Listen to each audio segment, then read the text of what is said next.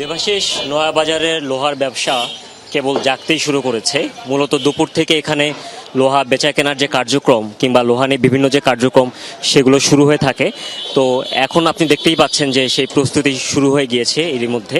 আমি এখন যে জায়গাটাতে আছি নয়াবাজার, এই নয়াবাজারের যে ইংলিশ রোড রয়েছে কিংবা বংশালের যে এলাকা রয়েছে, এটি কিন্তু একসময় বাংলাদেশের লোহার অন্যতম বড় একটি পাইকারি হাব ছিল।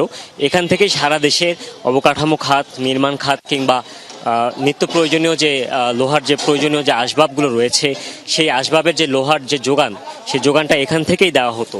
আমরা ব্যবসায়ীদের সাথে কথা বলেছি, এখন সেই ব্যবসা, লোহার যে ব্যবসা কিছুটা ধুঁকছে।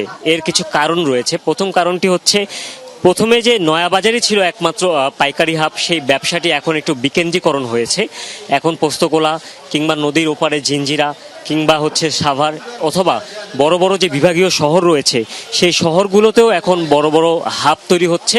তাই এই জায়গাটি নয়াবাজারের এই ব্যবসাটির বিকেন্দ্রীকরণ হয়েছে। একচেটিয়া যে প্রভাব ছিল নয়াবাজারের ইংলিশ রোডের যে গল্প ছিল, সেই গল্পটি এখন আর নেই।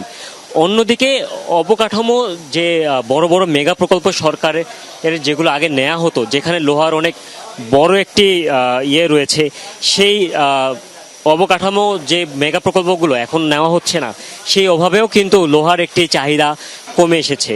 তৃতীয়ত যে বিষয়টি তারা বলছেন সেটি হচ্ছে, আন্তর্জাতিক বাজারেই লোহার দাম অনেকাংশে বেড়েছে। এই কারণে আসলে এই ব্যবসায় কিছুটা লাভ কমে এসেছে, তাই মন্দাভাব বিরাজ করছে।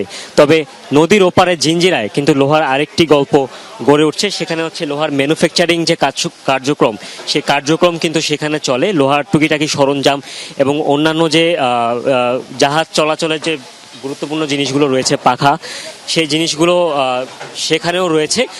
তো সব মিলিয়ে তারা যেটি বলছেন যে জিঞ্জিরার ওপারে লোহার যে নতুন গল্প তৈরি হচ্ছে, ম্যানুফ্যাকচারিংয়ের গল্প, সেখানে যদি আরেকটু পৃষ্ঠপোষকতা পাওয়া যায়, সেই জায়গাটা যদি আরেকটু পরিকল্পিতভাবে করা যায়, লোহার এই ব্যবসায় যে সংকটগুলো রয়েছে সেগুলো যদি সমাধান করা যায়, তাহলে আবারও এই খাত খুব জমজমাট হয়ে উঠবে। দেবাশিস, ধন্যবাদ হুমায়ুন যুক্ত হবার জন্য।